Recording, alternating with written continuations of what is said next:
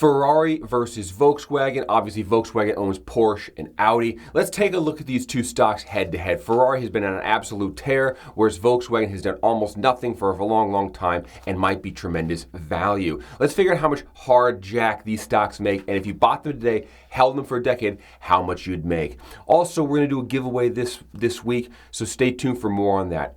Ready? Let's get to work. Hello, welcome to Rational Investing. My name is Cameron Stewart, CFA. Thank you very much for watching the channel. I greatly appreciate it. This week up, obviously, we're going to be doing Ferrari and we're going to look at Volkswagen, the two amazing stocks. As we always do on this channel, we're looking at the enterprise level. We're value investors. We look for stocks that have high free cash flow and sell at reasonable value. We don't need to be the cigar butt picking up stocks. We're not looking for things that are absolute dirt cheap. That's extremely rare in this market, and there are just too many people nowadays in the stock market for that to really happen. What we look for is a reasonable price. And we use a basis for this beginning analysis we call the 5 key attributes. And those are as follows. Number 1, top line revenue growth. We want a stock that's growing its revenue. Number 2, earnings growth. We use EBITDA at the enterprise level. Earnings must be growing. Number 3, strong free cash flow. Number 4, low debt. That's less than 3 times debt to EBITDA. And number 5, a well-priced stock. That's probably the biggest of the 5 characteristics. A well-priced stock is a stock with a reasonable forecast. You expect to beat the market over time. That's it. It's easy to say, it's very hard to do, and you end up passing over an awful lot of companies before you find one that meets those criteria, among other that you need to do on your due diligence. Seek financial advice. This is my channel. It's just a simple vlog of my thoughts. The giveaway. Okay, what we're going to do is, if you are a subscriber to this channel, you comment for the algorithm down below and let me know, and you like the video. Those 3 things. I need a comment, has to be about a stock you want to see. You do those 3 things, I will pick a winner in next week's video, and that winner will get 1 month free access to the Cash Flow Club to check it out. So give me you hit the subscribe button, you hit the like button, and you throw a comment down below to help the old algo, and that comment is the stock that you want to be reviewed. I will then choose from those people, announce the winner in the next week's episode, and that winner will get a 1 month free Cash Flow Club membership to check out the club. We're also that month going to be doing the Cash Flow quarterly webinar, so this person will also get access to the quarterly webinar. All right. Okay, behind me is the Cash Flow Club. Diogo is the analyst who's covering the automotive sector. He's looked at Ferrari and he's looked at Volkswagen, among other stocks, but we're going to cover those 2 in this episode. Let's take a look at some of the metrics he's put forth on Ferrari. Obviously, Ferrari is the ticker race. Here you can see revenue has been growing and free cash flow has been growing strongly. That's contributing to the higher market multiple in this stock and the frenzy, if you will, to participate in this investment. Another one I like to look at is the number of vehicles that they have sold. Ferrari is selling more and more vehicles. We have a forecast here on what we believe they will sell going forward and what they have sold in the past, to give you an idea of how we base our forecasts. But they definitely have been growing their vehicle sales over the last decade, and we expect that to continue. Okay, let's dive into the one-pager that Diogo has put together. You can check out these at cashflowinvestingpro.com. Diogo is one of our analysts. He's covering the automotive industry, and he recently released both Ferrari and Volkswagen. Let's take a look at Ferrari. Ferrari, obviously a growth story, right? So they IPO'd, let's see, in 2015. We got 10 years of data here, so 10 years of revenue. These are all in USD, by the way, fiscal year ending December 31st. So you got $3.2 million in 2013 of top line revenue on $865 million of EBITDA, earnings before interest, tax, depreciation, and amortization. That $3.2 million is kind of flat for the first 4 years, and then starts taking off the last, say, 6 years to 4, 3.9, 4.1, 4.2, 4.8, $5.4 billion last year of top line revenue for Ferrari. A very nice growth rate of revenue that checks the box. EBITDA earnings, enterprise level earnings. You want a business that's growing its earnings in total. A lot of people look at earnings per share, which is a valid metric. However, that can be manipulated by the number of shares outstanding. So you want a business that can grow its total earnings. In this case, Total earnings is growing at 9% annually for Ferrari. Over the last decade, they finished just shy of $1.9 billion of earnings on $5.4 billion of revenue. Fantastic. That 9% annual growth rate is higher than the 6% annual growth rate of revenue. So that means margins are growing over time as they scale. Fantastic. Great job, Ferrari. They have some debt. Their debt has grown from $435 million to $2.9 billion, but their earnings have grown fantastically, so that's probably not going to be much of a problem. They have excess cash on their books. When I look at their balance sheet, they have $1.5 billion of what we consider excess cash. That's generally cash that they're going to put in the short-term investments bucket on the balance sheet. Market cap has been very favorable, IPOing around $9 billion, and the stock price recently, end of fiscal year's $40 billion. So you bought the IPO at $9 billion, you're up to $40 billion. Great job, buyer of the IPO. If I add the debt, less the cash, plus the market cap, I get what's called enterprise value. That is the entire value of the business, and that's the number you want to be looking at, not market cap. Market cap is here. Enterprise value is this. Market cap is what's traded in the stock market. That's the number of shares outstanding times price. That's market cap. Enterprise value takes into consideration the debt that they have. Much like if you bought a house, the down payment that you put in a house and the equity value in the house is the equity value, right? But it ignores the bank loan if you mortgaged the property. The enterprise value is the entire value of the house. That's what you want to track over time. When I take a debt to EBITDA, we look at a risk, a measure of bankruptcy or just an ability to afford the debt that they have. We want this number to be less than 3 times. Why 3? Typically, a bank will lend 3 times EBITDA as a senior lender on a company. You get past 3 times, you get into what's considered junior capital that has higher interest rates and more risk. So they're sitting at 0.8 times debt to EBITDA. That's a great unlevered position. That also means that there's extremely little debt between you, the equity holder, and the assets of the company should the company go out of business or some sort of catastrophe befall it. You as a stockholder have stock upside potential, but your protection is bond-like. You have a very high priority claim on the assets of the company with nobody in front of you, which is a great spot to be in. Enterprise value to EBITDA, this is simply a value metric. It takes the enterprise value of the company, divides it by the annual earnings that they make to give you a relative value of how many times forward earnings you are paying.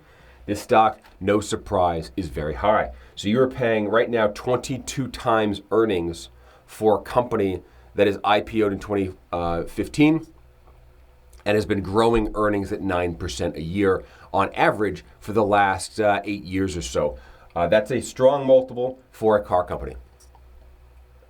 And you can see that the multiple was 16, 17 times at the IPO and has grown substantially as they have continued to perform and grow. Cash flow, they made $1.48 billion of free cash flow from operations last year. They put back into the business $852 million. So you take these and subtract them, and you get roughly $635 million of free cash flow. They borrowed 100, so this is $735 million of free cash flow. Now that cash flow is what the stock price is value on. The entire argument of what a stock price is or how much it's worth, how much a company's worth, is a philosophical debate on what this number is going to be in the future. That's it. If you want to distill what a stock price should be, it's the forward value of earnings represented in a dollar today. That is this number projected out into time, and you can either present value it or you can just sum the whole thing up and know that you're not discounting it. One of the two. You could also represent this on a per share basis. Take shares, divide these two, and you get a per share basis, so it's $4. That's how much cash flow Ferrari makes. The question is, if you buy 1 share of stock, you're going to get a claim on $4 of cash flow. What does that cash flow look like in the future? If I grow that at 9% like they have been growing it, what's that current value and how much am I paying for that stock? That's the whole argument of what a stock price is. If we look at this stock long term, we take their growth rate and we string it out forward. So I've got two forecasts down here. At the bottom of the one pager, it shows us what the growth rate could be, and if it is, how much the stock is worth. So first I'll take a look at the stock chart itself. The stock chart since IPO has absolutely gone at a 45-degree angle. Great job, Ferrari team. Now the question is, do you want to pay for that?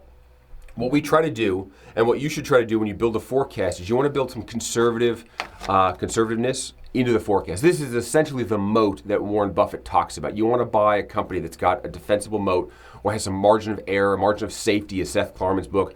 That's what you're trying to do, and that's what we try to do here. We try to build a forecast that is conservative, and then if the stock price is still turns into a buy, then we know we have a good deal because we have a great company with a conservative forecast that can beat the market. We want the stock price to come to us. Why?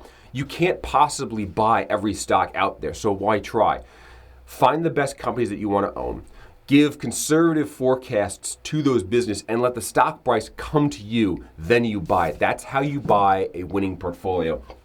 So what we're doing is we're taking last year's EBITDA, $1.895 billion, and you grow it at 13% year over year. That's somewhat guidance that they're giving us for next year based on their growth rate. Historically, we believe this is going to be, it's possible, reasonable to expect. So we're going to grow that. But over time, we're going to bring down the growth rate because we have no idea what's going to go on in the future. So we don't want to pay for that. You're going to bring down the forecast to build some conservativeness into this stock. And what that does, it takes $1.2 billion next year of EBITDA and makes it essentially $3 billion. So they're going to add $1 billion of annual earnings over the next decade on this company. So it's still growing, still a challenge. That's a 50% increase in EBITDA, by the way. That is a very healthy move for a business. The question is, what's the stock price if that healthy growth happens? Well, I put a 20 times market multiple on it. Market multiple over here ranged as high as 30. It's currently 20, so I'm keeping the market multiple flat. No expansion, no contraction. That means I'm at $61 billion of enterprise value. I multiply the two. Less some debt plus some cash, $60 billion of market cap. Divide that by the shares outstanding today. We're not changing those long term. And I get a $326 stock price out 10 years from now. Now I can do the same thing essentially with free cash flow and a yield, and I get a $248 stock price on a free cash flow basis. I split these two and I'm saying rough numbers, $287 out 10 years is a conservative target for Ferrari. Well, so then you look and say, what can I buy the stock for today? Well, I can buy all the stock I want right now for $313 a share. There's a problem there. If you're buying at $313 today and you think it's going to be $287 in 10 years, there's not much appreciation here based on this conservative forecast. Obviously, the market thinks they're going to continue to grow faster than this. That's not the point. The point is, how much growth are you willing to pay for with your money? If I'm willing to pay for this forecast, then this stock to me is overpriced. And that's what you're seeing in this 1% IRR here. It's telling you, hey, look, there's too much risk here of the company underperforming future expectations. And if that happens, your stock price is going to go down. You're going to lose principal. Also, this market multiple could absolutely come back down to 13, 15, 17. Something less than 20 would also weigh down on your stock performance. So for us at the cash flow, I'm giving it a meh because it's still a growth company. Revenue growth, check the box. Earnings growth, check the box. Strong free cash flow, it's there. Low debt, yes. Well priced, no, it's not. So you get 4 out of 5. You put this one pager off to the side. You get a Ferrari poster. You put it up on the wall, and you wait for the market to melt down. At some point, the market melts down. This stock comes back into reasonable territory, and it becomes a great buy because it is a great company. But that doesn't mean you pay too much for it today. Let's take a look at Volkswagen and do the comparison of the two and find some lessons that we're learning here. All right, behind me is Diogo's analysis of Volkswagen. As you can see, kind of a completely different story here. Top line revenue is relatively flat with slight growth rate. Free cash flow, the margin here between top line revenue and free cash flow is a lot smaller, and it is growing, but it's a lot smaller than Ferrari. Okay, vehicle sales. You can also see that they make a whole lot more cars than Ferrari. This number was considerably less than Ferrari, and it did fall recently. We expect that to continue to rise over the long term with our forecast being here and forward. We do expect it to rise, but at a very steady pace over time. All right, let's dive into the cash flow one-pager for Volkswagen. What you're going to notice here is scale. Size is dramatically different. Revenue in 2013, these are all in dollars, by the way. We've converted them into dollars.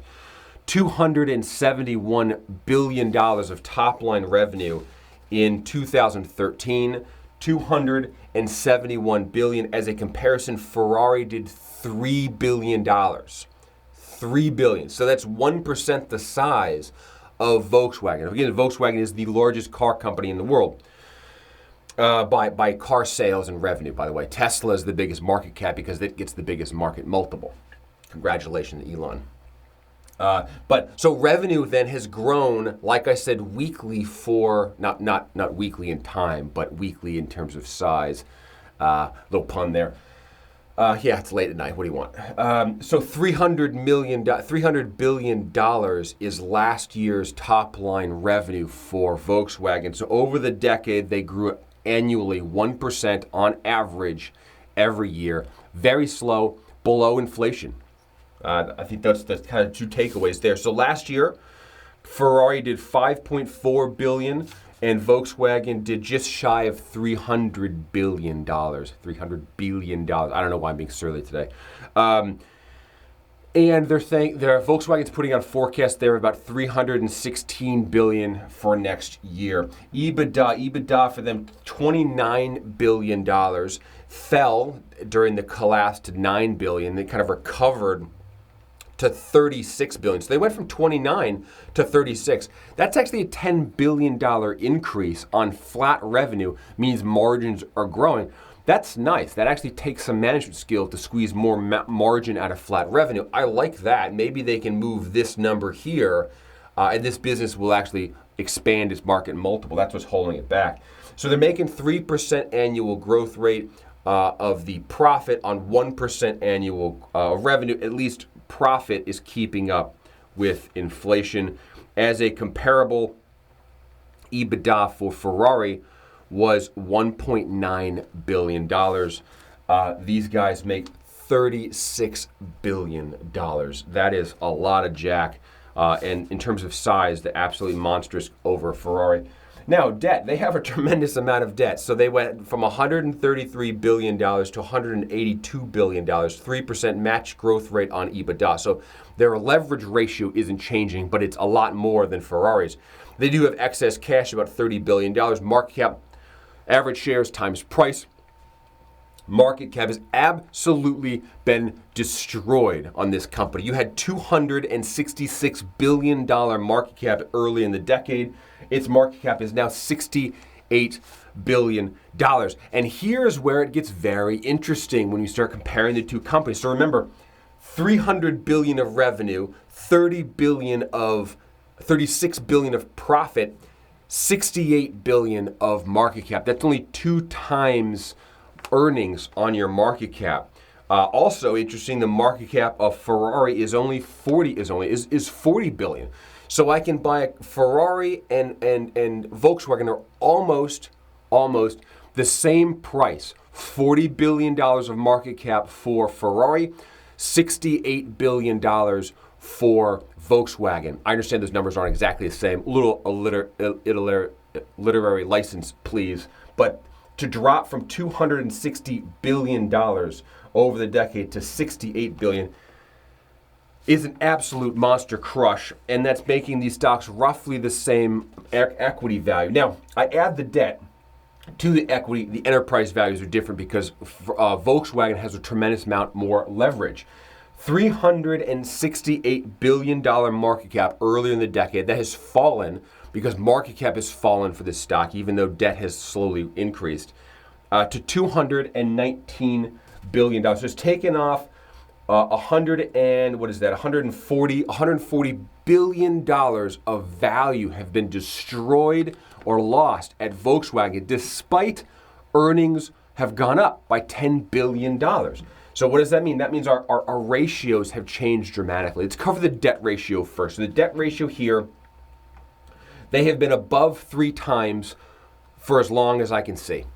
So I don't think that's going to change. They'll probably remain above our 3 times leverage. They have 4 times leverage currently, which is too high for me in a market that is challenged by higher interest rates, in a market that's being upended by the electrification of the automotive industry and the amount of capex that this company has to put into the business.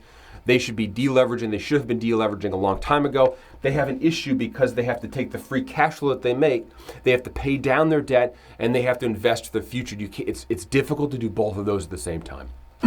So they're going to struggle for that, and that's not going to check the box for us. Enterprise value to EBITDA, how much is the market discounting? This is not a new revelation. I'm not showing anybody anything that they haven't seen before. So then how much is the market discounting the stock because this information is publicly available? Well, substantially.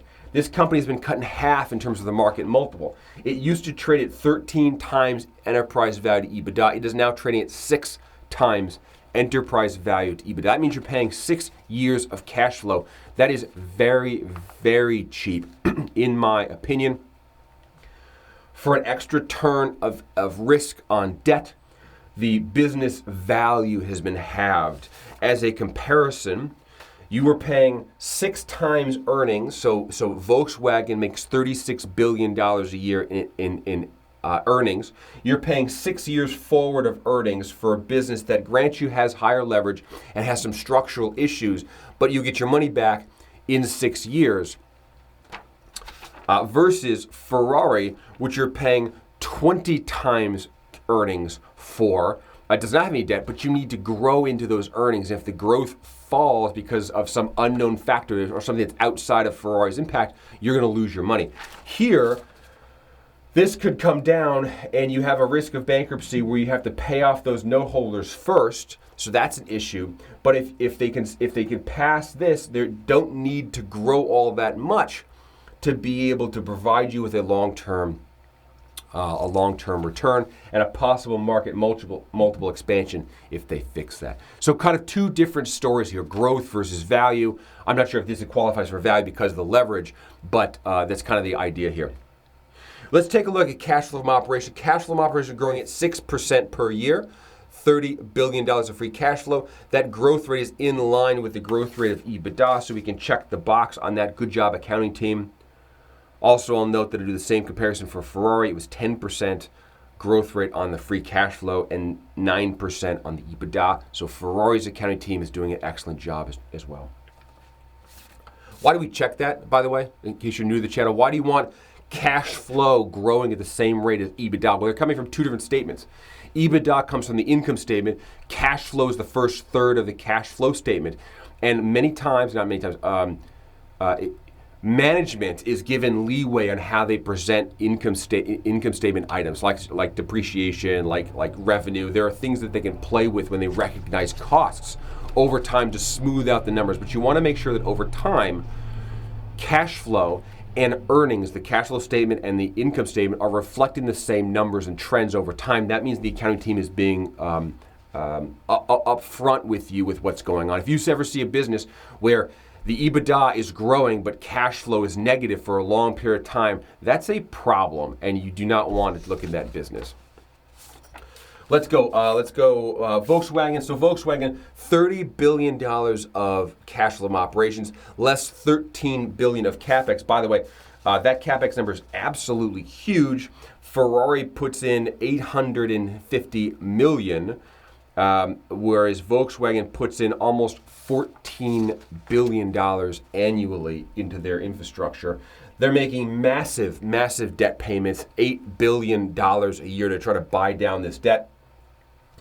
It does look like they're doing that a little bit. So they had $200 billion of debt in 2022, 204, then 200, then 187. So they're buying down the debt, which is nice to see very slowly. It's about $7 billion at a time. It's going to take them a long, long time to buy down $182 billion of debt. So free cash flow, as a result, is a little bit weaker. shares, and you get a cash flow per share of about $1.75 per share. So after all of this, it's interesting to know that the per share cash flow for Volkswagen is $1.75, whereas the per share cash flow of Ferrari is $4. So Ferrari makes more cash flow per share than does Volkswagen. And I would expect Ferrari to be at a higher price than Volkswagen, and that in fact is the case by a long shot. But this is where they come up with the value. So this is making $1.75 per share, and it's a function of the number of shares outstanding. In terms of total cash flow, Volkswagen absolutely dwarfs Ferrari. So total cash flow after the pay down of debt, Volkswagen makes $9 billion of free cash flow. Ferrari's number was $700 million. So Volkswagen makes 10 times the cash, more than 10 times, the cash flow, free cash flow after debt service. Volkswagen makes more than 10 times the free cash flow than Ferrari, but Ferrari trades at the same market cap. So I think when you argue for value, you have to ground it in something. Value is grounded in asset values on the balance sheet. It's grounded in the debt levels. It's grounded on the cash flow that it makes. It's not on what you believe the forward sales are going to be or the name branding. And when I look at this stock, I see a stock that's trading very cheaply and producing a tremendous amount of free cash flow that you pay very little for. The market cap here, $70 billion for a company that's throwing off $8 billion of free cash flow. That's over a 10%, yeah, right there. 12% free cash flow yield. If I look at the Ferrari cash flow yield, 1.8%. So Ferrari is absolutely driven on expectations of future sales. Whereas Volkswagen, I think everyone's given up on future sales, and you can buy this company for a double-digit free cash flow yield. And then if they actually pick up the sales, if they fix the electrification 8, 9, 10 years from now, that recovers, you're going to get that bounce from the market multiple. This number here going from 6 back up to 10, 12, you're going to double your money there.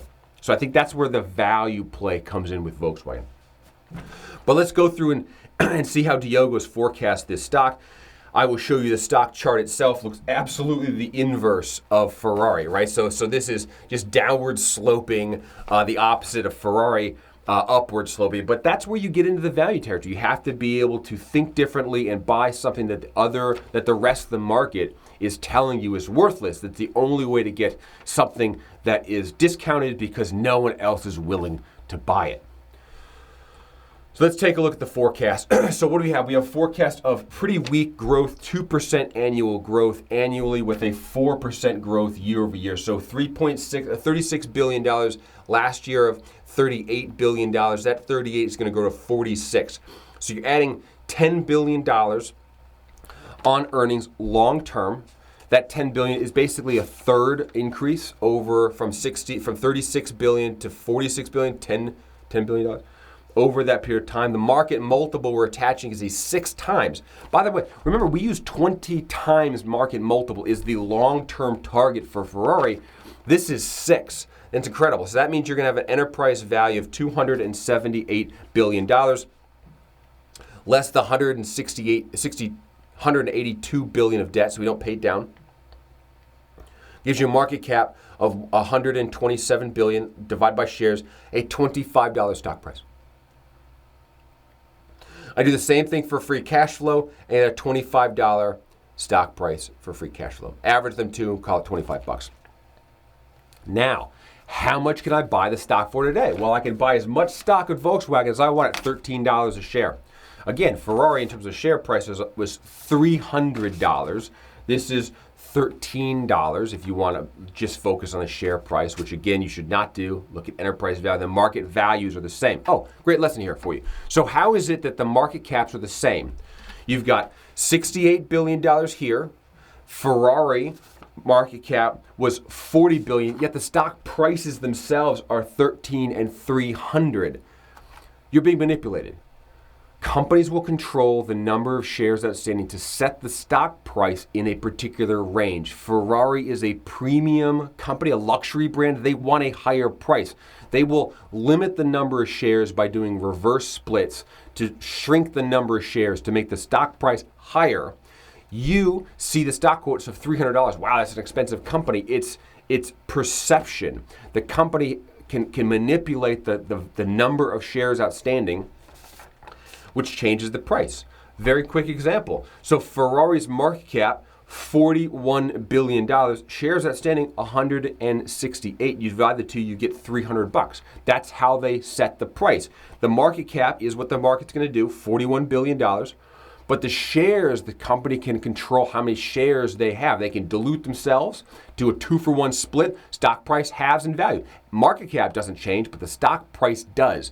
So companies will set the target price to give the investors an allure of value, of higher price or lower price. So be prepared for that.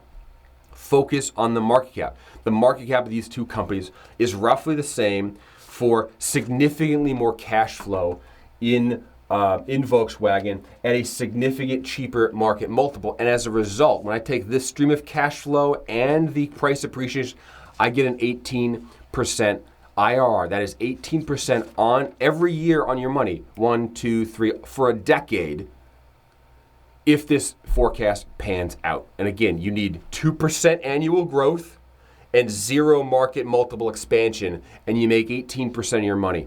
Ferrari, just to recap, Ferrari, we need 10, 12, 10, 8% declining growth. You need basically a 50% increase in your EBITDA, and you have to maintain a 20 times market multiple on those earnings. So those are the two different companies. I tend to like, let's recap the 5 key attributes for Volkswagen. Number 1, top line revenue growth. Yes, it's there, it's growing. It's very, very weak, but it's growing. Number 2, EBITDA is growing, check the box. Number 3, strong free cash flow, absolutely, it's a huge number. Number 4, low debt, no, can't check the box. And number 5, well priced, yes, it is well priced. I'm gonna give this stock a meh, because of the debt. Because the debt does not check the box, I don't wanna say it's a pass. You wanna watch this stock. They need to be able to grow earnings to grow into their leverage or pay down the debt.